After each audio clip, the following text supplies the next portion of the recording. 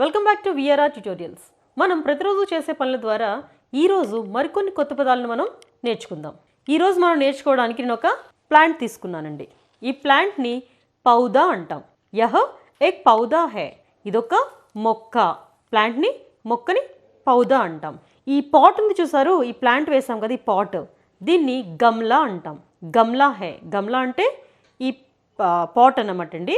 And ఇది చూసారా మట్టి, ఈ మట్టి వేసి మొక్క వేసాం కదా, దీన్ని మిట్టి అంటాం. మిట్టి అంటే మట్టి.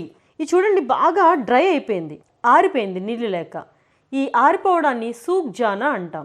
మిట్టి సూక్ గయి అంటే మట్టి ఆరిపోయింది. ఇప్పుడు నేను నీళ్ళు వేస్తానన్నమాట.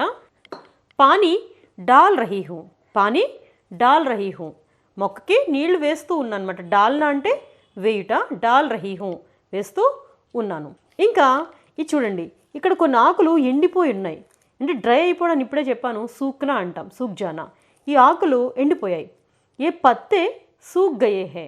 ఏ పత్తే సూక్ గయే హే అంటే ఈ ఆకులు ఎండిపోయినాయి అనమాట. ఇప్పుడు మనం కట్ చేద్దాం. ఒక కత్తెర తీసుకున్నాను. ఈ కత్తెరని క్యాంచీ అంటాం. క్యాంచీ అంటే కత్తెర.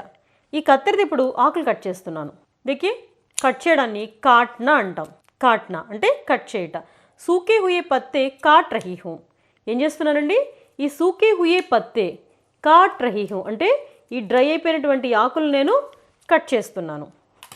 ఏ పౌదా హే, ఇదొక ప్లాంట్. ఏ గమ్లా హే, ఇదొక పాట్. ఏ మిట్టి హే, ఇది మిట్టి, మట్టి అన్నమాట.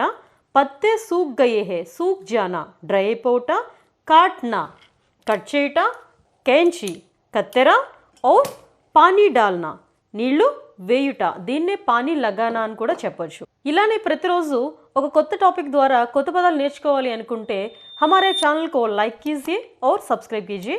धन्यवाद.